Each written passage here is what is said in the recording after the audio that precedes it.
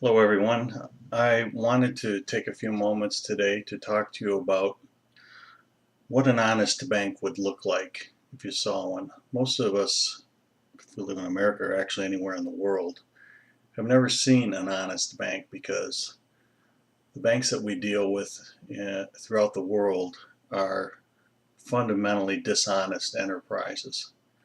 So if they're dishonest, then there must be a way to do banking that is honest. And what would that look like if we saw it? That's what I want to explain today.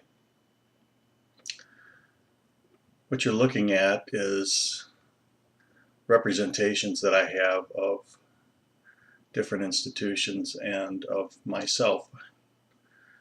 If you look over in the left-hand part of the picture, you see the representation of me with my money. The little fat guy standing on the counter and the chips, that represents my money. Behind the little fat guy you see it looks like a church, but I'm using it today to represent the bank, your neighborhood bank. And on the right we have a little representation of a house with that I'm using to represent the federal government. Next to that house I have a senator or government official with a happy look on his face because he knows eventually he's going to get all your money. Now this is how an honest banking system would look like if we were to have one. First of all, you'll notice that the federal government would have no connection with any of the banks. The banks would not be under the control of the federal government.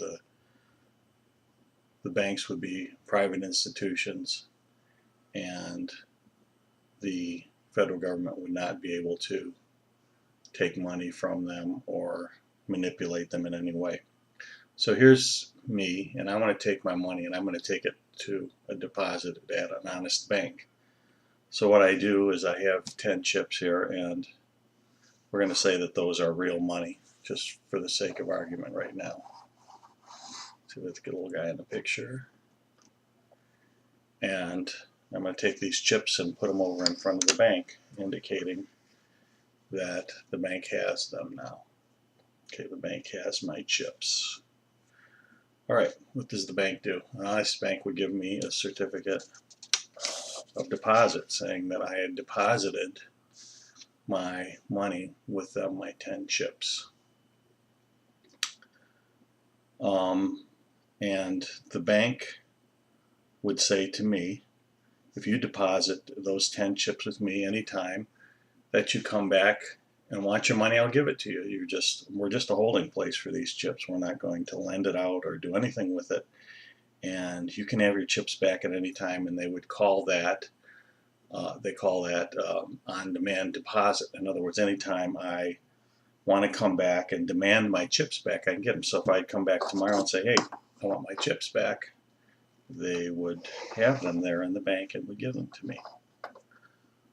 Okay, so now I deposit my chips back in the bank. Now say if the bank wanted to honestly loan out the money that I had, they would tell me that up front. They would say, we're going to loan out your money.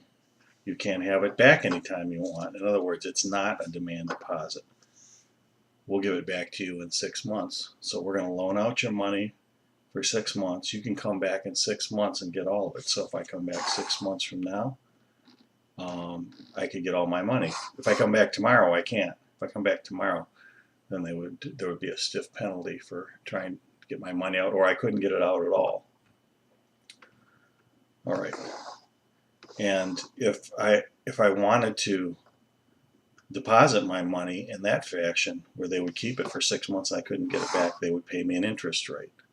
And then the bank could take the money and loan it out to somebody else for 6 months at a little bit higher interest rate. They would pay me the interest, and then at the end of 6 months they would give me my money back. But if it was a demand deposit, they wouldn't be able to loan any of it out. And they'll say, well, how would the bank pay for that if it was just a demand deposit and they were going to give me my money back anytime I wanted it?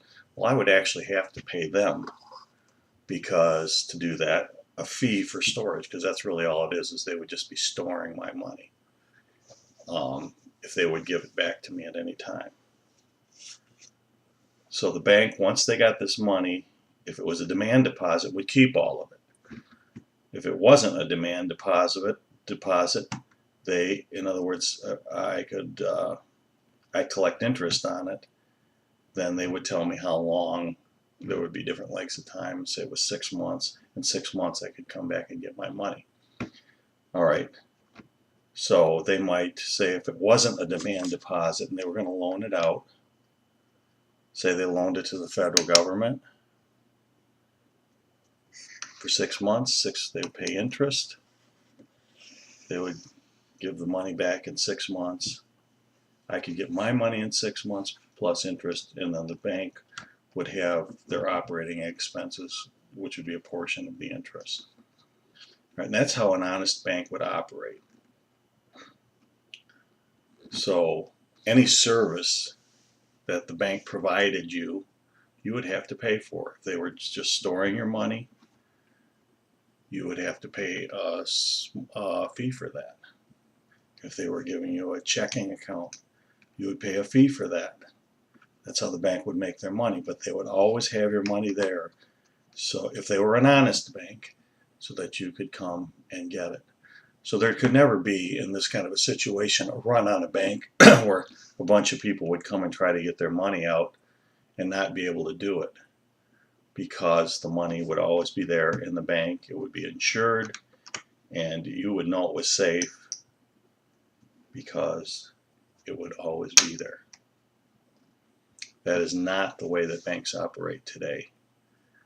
All the banks all over the world operate on a different principle called fractional reserve. And the fractional reserve system makes all of the banks fundamentally dishonest. And we'll discuss this more in film part 2.